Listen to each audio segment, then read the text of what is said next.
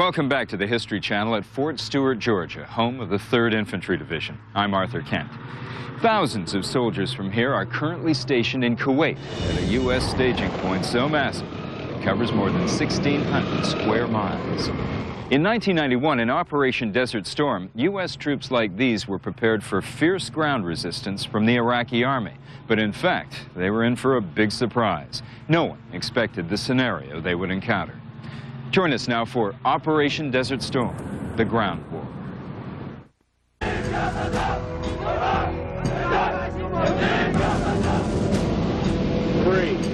2, 1, 1. Just 2 hours ago, Allied air forces began an attack on military targets in Iraq and Kuwait. Oh, we got it! Oh, that blew the hell out of it!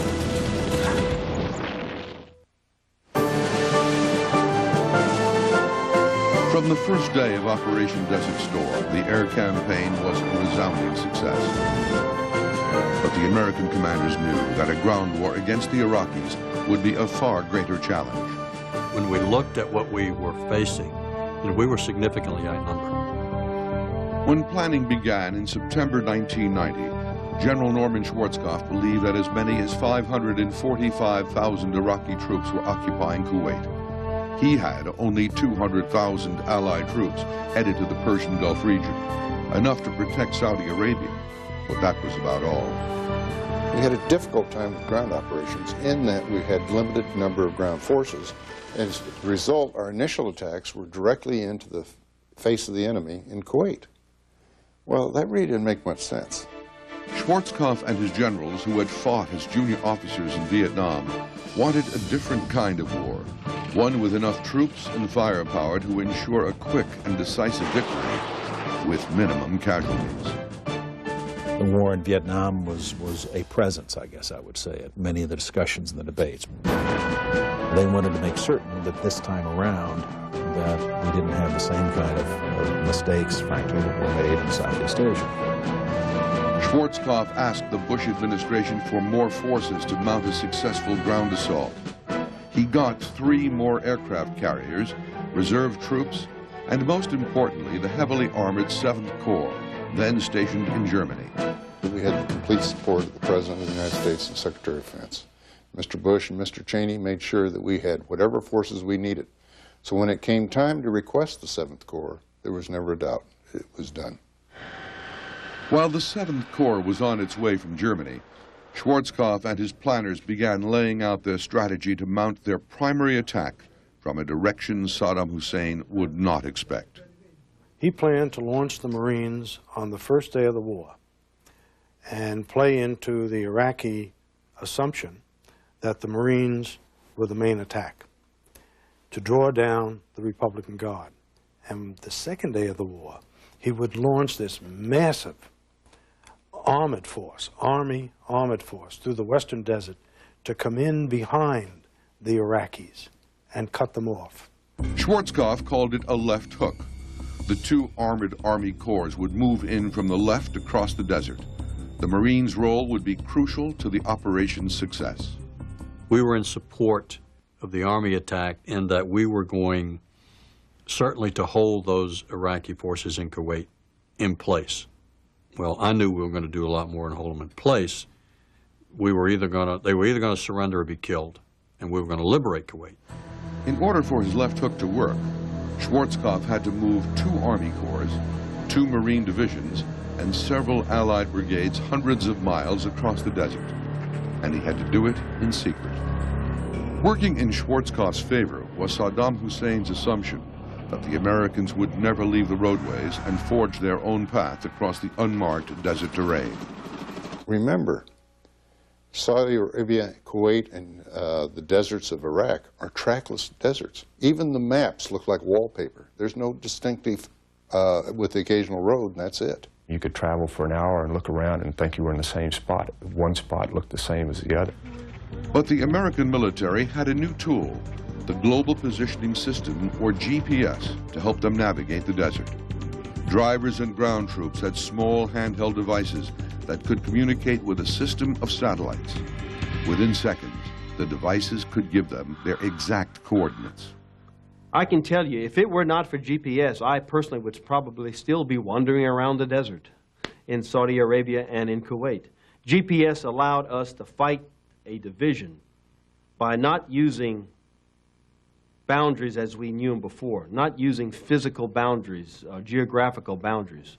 We could use north-south grid lines. While we in the military had not gotten used to using the global positioning system, it turned out to be a revolutionary element in the war. GPS helped the Americans and their allies pull off their massive maneuver across the desert. But as they massed their troops, the Americans had no idea that Saddam Hussein wanted to push his own schedule for the ground war by attacking at a town called Khafji. The battle for Khafji would be a major turning point in the ground war, although few knew it at the time. In late January, a month before the ground war would officially begin, American reconnaissance planes spotted Iraqi tanks massing on the border between Saudi Arabia and Kuwait. Saddam Hussein thought he could outfox the Americans by deploying his tanks at night. Saddam Hussein knew when the American satellites were going over the battle theater. And the Iraqis timed their movements in between the passes of the satellites. When the satellites were overhead, they would stop dead, so they wouldn't be spotted moving. And as soon as the satellite passed over, then they would move again. But his strategy was spoiled by a new experimental plane called Joint Stars. This is a unique aircraft. There was only 2 of them. They were prototypes. They weren't even production models. And what they do, they have a radar that can look deep into enemy territory, and they see movement. And an enemy that's going to attack you has to form up in large convoys of hundreds of tanks and trucks and armored personnel carriers. These came at us, but the Joint Stars saw them. They can't hide from Joint Stars. Joint Stars was a converted Boeing 707 refitted with sophisticated radar and sensors. It gave commanders what they called a God's eye view of the battlefield. We sent a B-52 strike in there, and then we sent A-10s in there with infrared missiles. And it was like we'd stirred up a hornet's nest or an ant's nest. These vehicles were scattering all over the place. We knew that that many vehicles that close to the border spelled trouble. Despite the massive Air Force response, some of the tanks had already slipped through. It was a pitch dark night. They came roaring across the border, so to speak, and across into Saudi Arabia. Saddam's attack came on the evening of January 29th. How far are they away from Khafji, huh? Getting real close. I mean, hell, if we can come up on a COF, man, I can shoot these bastards. There you go, right there. He launched a major corps-size attack with 2 mechanized infantry divisions and an armored division to attack into Saudi Arabia, to preempt any American attack, to get the Americans moving to counterattack, and of course they'd be counterattacking on his terms, not their own terms. The Iraqis attacked at the coastal town of Khafji and at several border posts, including one 50 miles west near Hajul. There, the Iraqis ran into the Marines. They came down in considerable force and ran into a reconnaissance screen that we had put in front of the Marine forces. This reconnaissance screen was made up of light armored vehicles. These vehicles aren't designed to take on tanks, and we had taught the Marines not to do that, but Marines being Marines, once the battle began, they did take them on. The light armored vehicles, or LAVs, were the Marines' advanced assault vehicle. They could range up to 410 miles from base and cross the desert at speeds of up to 62 miles an hour. The LAV being the real quick, lightly armored vehicle that the Marine Corps uses to hit fast, get out fast. The LAVs were armed with 25-millimeter chain guns or double-barreled tow missile launchers. As the LAVs battled the Iraqis' T-55 tanks on the ground, Cobra helicopters attacked from the air.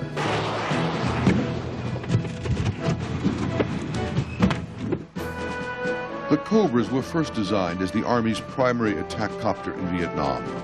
They were two-man, twin-engine, close support and attack helicopters that could cross the battlefield at 207 miles an hour. The Marines had fitted the Cobras with air-to-ground missiles, TOWs, and Hellfires, so they could take on enemy tanks. The Cobra helicopter is designed to do one thing and one thing only, and that's destroy enemy targets. Through night vision goggles, Captain Randy Hammond could see 4 Iraqi tanks threatening the Marines' operation post at Hojul. Then I put a TOW missile into the tank, but we destroyed that tank, and then the rest of the flight came in and we engaged the other 3 tanks. The Marines stopped the Iraqi attack cold at Hojul. But 50 miles to the east, the Iraqis had taken control of the Saudi resort town of Khafji. The Allies, caught off guard, now had to scramble to take it back. Tell them they can write off Khafji. When the Iraqis invaded Khafji on January 29th, they found a deserted town. The Allies had evacuated civilians from Khafji in mid-January when the air war began. Only a token guard remained. The Saudi Arabian National Guard was there occupying just short of that city. We had Marine reconnaissance forces and forward air controllers and forward observers for artillery there in that small town. The Americans had not expected Saddam to attack Khafji since it was not a strategic target. It sort of caught us a little bit by surprise. We weren't defending the town. When the Iraqis entered the city of Khafji, that was a problem, particularly the Saudi government, because Saudi territory had been invaded. And the king had told Khalid bin Sultan, not 1 inch of Saudi soil. Of course, once they came down and occupied Saudi soil, it became very important. And the Saudis weren't going to stand for that. 2 Marine reconnaissance units, 12 men in all, were in Khafji when the Iraqis invaded. The Marines hid in strategic positions in town. They had split up. They were in 2 different locations. They immediately moved to the rooftops of 2 of the buildings there. And they were in an ideal position because at that particular point, they could observe the Iraqis. They knew what their disposition were. They knew what the types of forces were. But the reconnaissance teams wouldn't be safe for long. Their commanding officer went to the Saudi commander for help. And I explained to him the situation. I said, everyone else has left the town. Everyone. All the other forces have departed. But I have 2 Marine recon teams in there. Their safety and their security can probably be guaranteed for maybe 24, 30, but not much longer than that. He said probably what I consider the 2 most important words of the entire war, because he said, we attack. Because Khafji was in the sector defended by Arab troops, and because the Marines did not have any armored units nearby, the Arab forces would take the lead. But there were concerns. The Saudis had never actually fought a major engagement against another force. The Qataris, to the best of my knowledge, had never even deployed from their homeland to participate in a major exercise, much less combat. But they had the tanks, they had the armored personnel carrier that we needed, and we would provide the anti-armor systems. More importantly, we provide the artillery and the air support. After 2 small feints, the Arab forces launched a major attack on Khafji on the morning of January 31st. They fought for 6 hours before driving the Iraqis out of Saudi Arabia. Because American air power had destroyed so many of their tanks before they reached Khafji, the Iraqis could hold the town for only 36 hours. That attack was never successful because it was destroyed in Kuwait. It was destroyed by air power. As a result, the few tanks that did get into Khafji were repulsed by a Saudi brigade and a Qatari tank company and 2 companies of Saudi National Guard forces. But the Americans did suffer losses at Khafji, their first casualties on the ground. 11 Marines were killed, all of them by friendly fire. In the heat of battle, 1 light armored vehicle fired a TOW missile at another LAV. And a Maverick missile shot from an A-10 malfunctioned and hit an American LAV. 2 weeks later, an Army pilot in an Apache helicopter mistook his coordinates. He saw 2 vehicles in what he believed was enemy territory. I hope it's enemy. That's all right, just stay on. Here it comes. That's one. I guess you could say that hit it. All right, let's pick up the second one. Let's go. This Bud's for you. It turned out they were American Bradley fighting vehicles. Reporting that maybe friendly vehicles may have been hit over. Roger, I was afraid of that. I was really afraid of that. Ceasefire, ceasefire. Ceasefire. None of us have killed anybody before. And when they were Iraqis, that was okay. But 5 seconds after the second vehicle blew up and the call came in, friendly vehicles are hit, it was horror. 2 Americans, Corporal Jeffrey Middleton and Private Robert Talley, were killed. In all, 35 men died from friendly fire in the Gulf War, accounting for 25% of the American deaths. 15% of the wounded were hit by friendly fire. Friendly fire, or fratricide, was not a new problem, but it became a big problem in the Gulf War because the number of people killed by enemy fire was so low. The confusion of the desert, the varied alliance of forces, and the nighttime fighting all increased the risk of fratricide. In addition, some of the new weapons used in the Gulf may have contributed to the mistakes. Many pilots used heat-seeking missiles or thermal imaging, which focused on objects giving off heat. The heat source of an enemy tank may look very much like the heat source of a friendly tank or a light armored vehicle or BTR-60 from the air. Other pilots and gunners used night vision goggles, but in the ghostly green light of the goggles, it was difficult to tell friend from foe. We could fight well at night where our adversaries often cannot. It's the perfect opportunity to use darkness to help you. But that darkness can also lead to more confusion about where you are and identifying targets. And there was little room for error. The battlefield is a very, very confused place. It is just, no matter how well you prepare, how well you train, it's chaos. And so in the middle of this chaos, you introduce a weapon that doesn't miss. Modern weapons have become so lethal that every incident of friendly fire is a highly lethal incident. After the Battle of Khafji, the Allies began to reassess the Iraqi force they were up against. Khafji told us a lot about the Iraqis because we watched the attack unfold. It told us that they didn't shoot, move, and communicate very well, and you need to be able to do all 3 of those things together. And we watched them struggle with that. In public, General Schwarzkopf downplayed the battle's significance. In my judgment, from a military standpoint, it's absolutely meaningless. It's really, you know, it's no more than the irritation of a small mosquito as far as this entire campaign is concerned. But Khafji was important. The significance of Khafji for Saddam was, in the planning, it was his effort to change the course of the war, to break down our strategy and implement his strategy.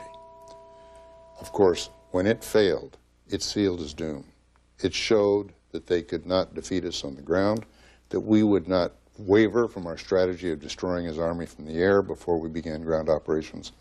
And it showed that he needed to figure out another strategy, which he never did. Using this hard-won knowledge about the enemy, the Marines began their final preparations for the liberation of Kuwait. We're going to do it. We're going to do it right. We're going to achieve victory. After the Battle of Khafji, the Marines began to rethink their initial plan for an amphibious attack along the Kuwaiti coast, an attack the Iraqis were expecting. They had deployed their occupation army so that it was facing the Gulf because they had assumed that the American Marines were going to land over the beaches the way they do in John Wayne movies. But General Schwarzkopf thought the amphibious operation would be too dangerous and take too long to prepare. On February 2nd, 2 days after the Battle of Khafji, he met with his commanders. Schwarzkopf looked at me at that point in time and said, Walt, can you accomplish your mission without the amphibious assault? And it was a long moment, but I said, yes, I can, if we cause them to continue to believe that we are going to conduct the amphibious assault, because they've got a couple of divisions here along the shore that if they are able to free them and turn them against our flank as we attack into Kuwait, then I've got a big problem. So as a deceptive maneuver, the Marines staged practice landings along the coast. And the Iraqis bought it. They bought it wholeheartedly. They posted 6 divisions along the coastline and dug in more thoroughly along the coast than they did along the Saudi-Kuwait border. As they stepped up their preparations to invade Kuwait from Saudi Arabia, the Marines had serious concerns that the Iraqis might use chemical weapons. Saddam Hussein had used gas against the Iranians in a very devastating, killer-like way. And the Marines knew they would face Iraqi artillery. The Iraqis used Soviet and South African guns that had a greater range than Marine artillery. The artillery was what scared us, the Marines, in the 1st Marine Division. We knew we were outnumbered, unbelievably outnumbered as far as artillery.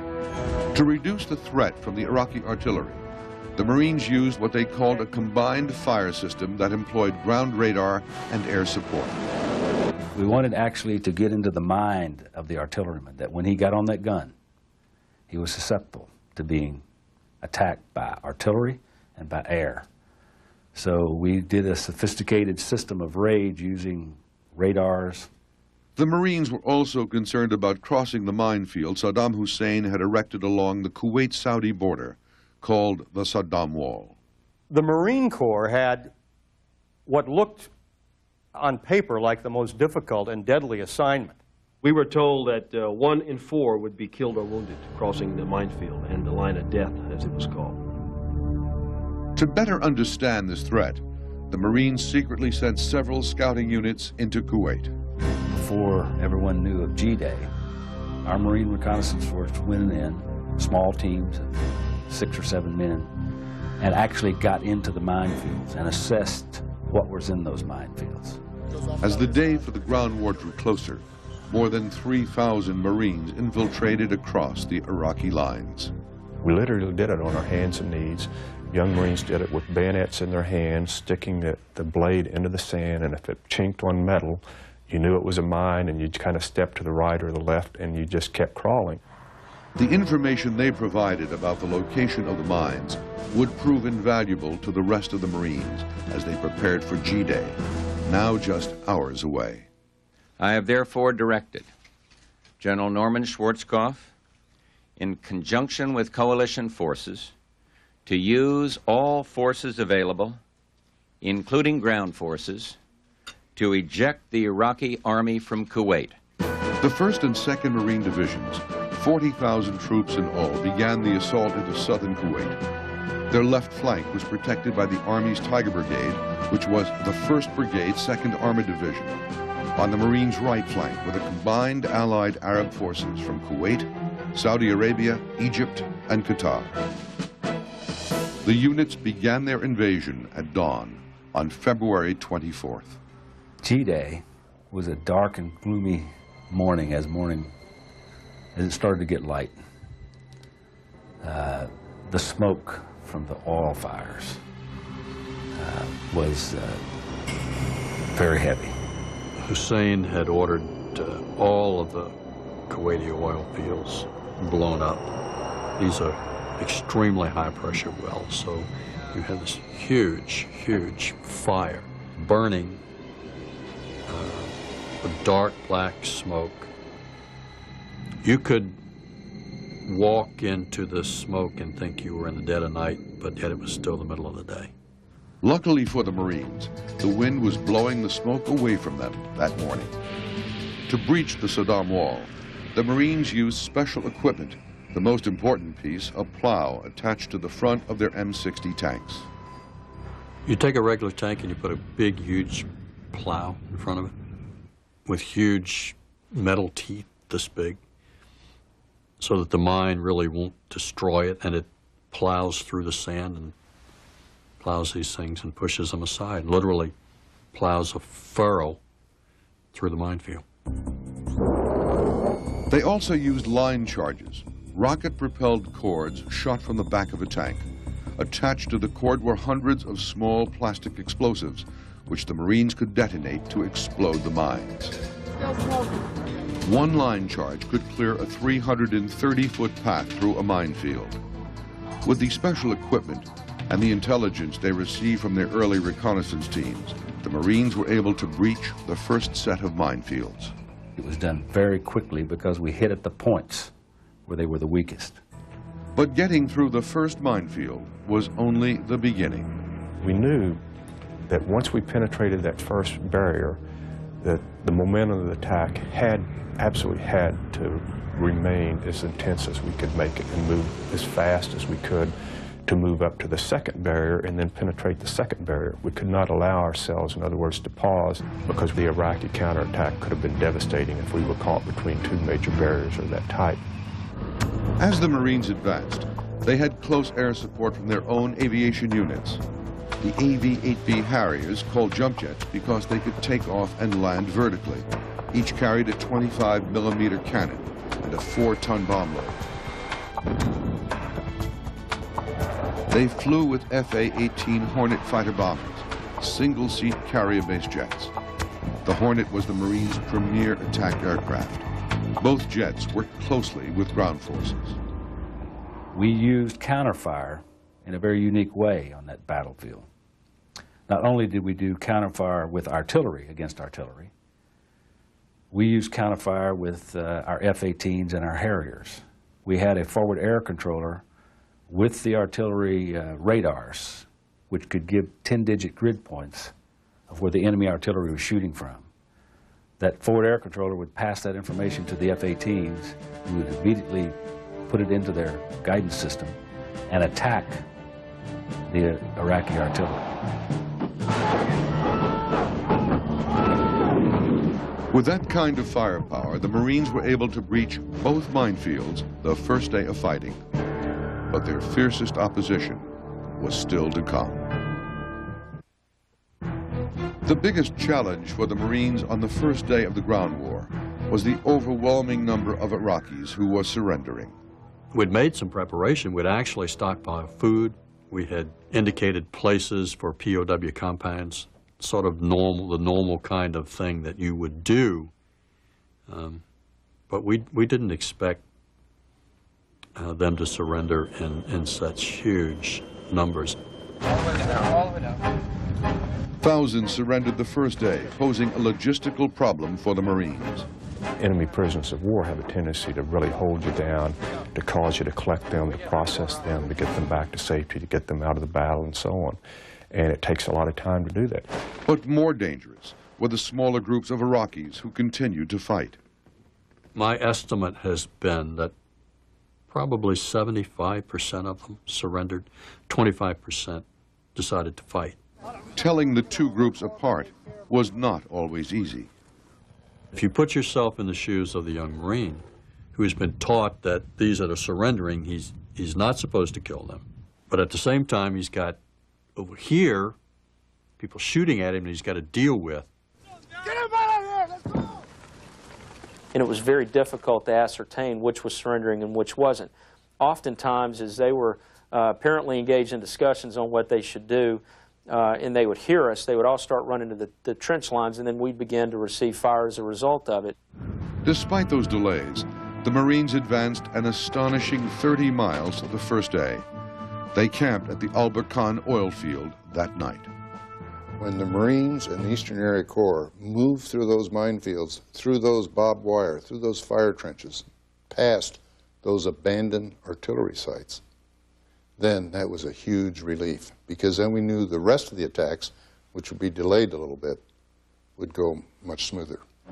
Day 2 of the Marine advance was more difficult and dangerous.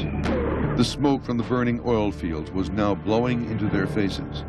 In this veil of fog and smoke, the Marines heard reports of a possible Iraqi counterattack. We had from what I will call a A1 source intelligence that 2 brigades of the 5th Mechanized Corps was preparing to attack from our flank. And they said that the Iraqi prisoner says they're going to come out of the fires. We didn't believe anyone could live in the middle of those fires. 600 raging oil well fires. The Marines fired artillery rounds from their M198 towed howitzers and the M110 series self-propelled howitzers into the areas where they believed the Iraqis were waiting to attack. As we did that, it was like rabbits coming out of the briar patch. You could kind of see the sand coming to life as you saw all these tanks and armored vehicles, in essence, from horizon to horizon, coming towards the elements of Task Force Papa Bear. At the front, the Marines' M60s squared off against Iraqi T-55 and T-72 tanks. The M60s were ancient by American standards, 30-year-old 57-ton battle tanks for 4-man crews. But the Iraqi warheads were no match for the newly re-armored M60s. However, at the 1st Division's forward command post, the Marines had only LAVs to protect them. The LAVs were not designed to fight tanks head-to-head. Usually, they could rely on air support to protect them. But because of the heavy smoke, most fighter jets could not fly into the battle. The F-18s could not penetrate the smoke, could not get low enough to be able to acquire these targets. So it was not a very friendly environment for fixed-wing aircraft, jet aircraft, to be operating in. So squadrons of Cobra attack helicopters were sent in. The Cobras carried a variety of weapons, primarily the Hellfire missile, a 100-pound laser-guided warhead which could destroy a tank from up to 5 miles away. The Cobras with the Hellfire missiles were probably the most effective killer of the Iraqi armored forces. But even the Cobras needed help. Unlike the Army's newer Apache helicopters, most of the Cobras did not have laser designation or thermal imaging capabilities. We couldn't see the T-72 tanks because of the poor visibility, but the FLIR on the OV-10 had the capability to see through the smoke. The Marines' OV-10 Bronco was a propeller-driven reconnaissance plane. Its forward-looking infrared or FLIR technology allowed it to see vehicles that were giving off heat. The pilot could then point a laser at the target so the Cobras could aim their Hellfire missiles. The OV-10 was identifying targets for us. We launched probably 6 Hellfire missiles. I didn't find out until literally years later that each one of those missiles actually found a target. The Cobras kept firing, trying to protect the LAVs near the 1st Division's command post. As these armored vehicles and tanks again came charging out of the fog towards our friendly troops, we got the cleared hot call from the folks on the ground to go out there and do what we needed to do to engage these targets. And again, we went out there with our Hellfire missiles, which will take a tank down to the treads in about 2 seconds. The Iraqis came close to destroying the Marine command post and causing heavy losses. But the Marines were able to beat them back. Using mortars and artillery and anti-tank weapons, we were able to defeat that counterattack. But it was a huge counterattack across the flank of the 1st Marine Division. And I think the largest tank battle the Marine Corps has been in history was fought by the 1st Marine Regiment. As the 2nd day of the ground war ended, the Marines were primed to complete their mission, liberate Kuwait. By late on February 26th, the 3rd day of the ground war, the Marines were in position to retake Kuwait City from the Iraqis. The 1st Marine Division had taken Kuwait International Airport. 2nd Marine Division was just really poised sort of below Kuwait City to the west. Although the Marines could have gone into Kuwait City early on the 27th, the decision was made for Arab forces to liberate the city. The Americans had been very careful to make sure that Arab forces technically went in and captured the city so that it would not look like the Western Allies were overrunning the city, that in fact Arabs were being freed by Arabs. It was a very careful political decision. When the Arab divisions entered Kuwait City that morning, the Iraqis occupying the city had already fled. Later in the afternoon, Marine General Walter Boomer led a small convoy into Kuwait City. We were the first Americans into the city with the exception of some reconnaissance Marines that had been in. Actually, the Marine commander was not the first Westerner in the city. An American television crew was already there. The media had been frustrated at the military's restrictions on access and coverage. No reporters or cameras had been allowed near fighting units without direct approval from the military. The reporters were organized into pools, and they waited for permission to go out with the troops. The pool system really came from the overwhelming numbers of reporters who wanted to cover the war. For the Normandy invasion, World War II, there were 27. On any given day in Vietnam, there were about 40 reporters out in the field, and a max in Vietnam at any one time, about 300 reporters. We had 1,095 reporters. It was not just the overwhelming number of reporters that troubled the military. It was also their lack of experience. One of the major problems I encountered in working with the media is that when a war occurs, everybody shows up. And so you have the reporter who writes obituaries for the Cleveland Daily Press. I don't think news organizations would send a reporter to the Super Bowl who didn't understand football. But they sent many reporters who had no idea about the military. The pool system angered the reporters and cameramen. Everybody was chafing under these pool regulations that no reporter can go anywhere unless he's accompanied by a military officer, and you have to go to the unit that you've been assigned to. In addition, the military was in no hurry to help reporters in the field get their material into the newspapers or onto the air. Here you had the high-tech war. High-tech bombs, missiles. I mean, we saw the videotaped evidence of it every day in those briefings by General Schwarzkopf and others. Yet they drove the videotape back from the front 200 miles to Tehran. They didn't fly it. They didn't send it by satellite. They drove it. So in February, some television networks began making preparations to cover the ground war without the military's help. We sent David Green and Bob McEwen out, just hoping that we would get some decent pictures of actual combat occurring. We didn't realize that they would lead the assault into Kuwait. Late on February 26th, the CBS crew arrived in Kuwait City. They called into their bureau in Dhahran. I remember being in the newsroom and hearing a two-way radio go off. And it was David Green saying, "I'm in Kuwait City." And I thought it was some kind of a mistake. We have Bob McEwen live up from, we believe, inside Kuwait City. Bob, are you there? Dan, I'm here, and I think from this day forward, history will record that Independence Day here in Kuwait, certainly here in Kuwait City, will be February the 26th, 1991. And a crowd of people that just came around us and wanted to tell us their stories. And we went on the air surrounded by these people, reporting to Dan Rather that, in fact, the Iraqis were leaving and that Kuwait was a free city again. Although the military was not happy that the television crews had broken out of the pool system, there were some benefits. At one point, when we were on the air in Kuwait City, we went down for several minutes.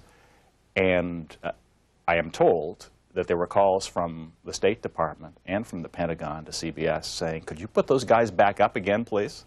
Because they were learning what was happening from us. The fact that Kuwait City was back in Kuwaiti hands meant that the Marines had completed their mission. After months of planning, the liberation of Kuwait City took less than 4 days. The Marines' swift success took the Central Command by surprise. We did move faster, I think, than General Schwarzkopf thought that we were going to be able to. I wasn't sure how fast we were going to be able to move, but I knew it was going to be pretty quick. I mean, it's a small country. One reason they were able to move so quickly was because of the meticulous groundwork the Marines laid out before they attacked.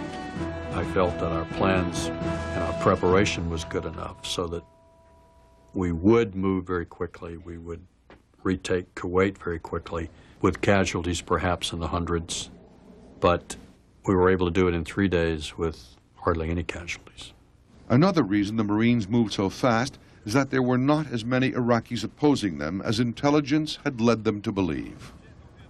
They had not 540,000 troops, but more on the order of 200,000 troops, because many of them had gone AWOL in the period leading up to the ground war. Those who did remain in Kuwait did not fight as effectively as they might have, because they did not coordinate their attacks. They did use artillery, but they used artillery early and sporadically. But then they would attack with their armored vehicles without using the artillery. Their air defenses had already been taken down, so they were vulnerable with their armor moving across the desert floor to our Cobras. And without the artillery, then our ground systems, the light armored vehicle, the TOWs, and our tanks were very effective. But most importantly, the Marine success was due to the 5 weeks of constant U.S. bombing.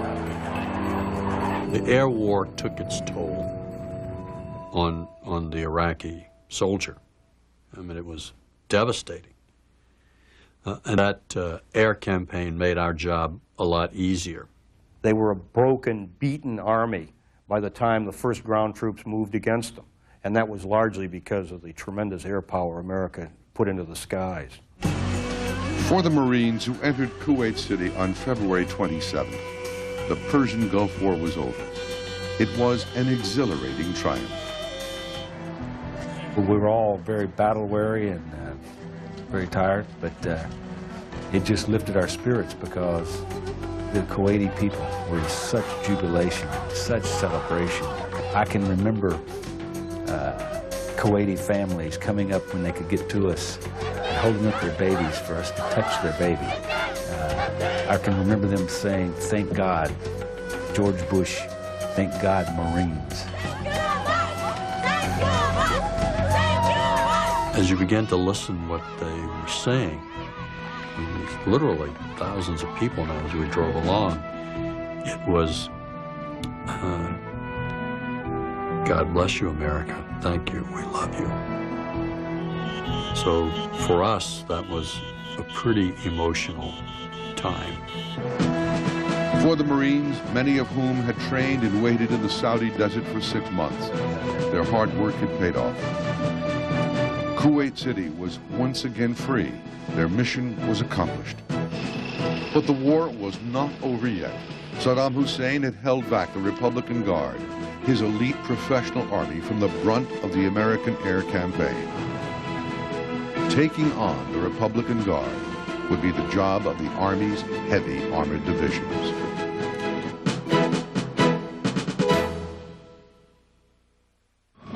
News organizations are demanding greater access to American combat operations. The Pentagon has organized media boot camps where military-style training is offered to journalists. The Pentagon's promise, as of now, is to allow reporters access to the front. Some journalists' organizations have pledged in turn to hold the Pentagon to that promise.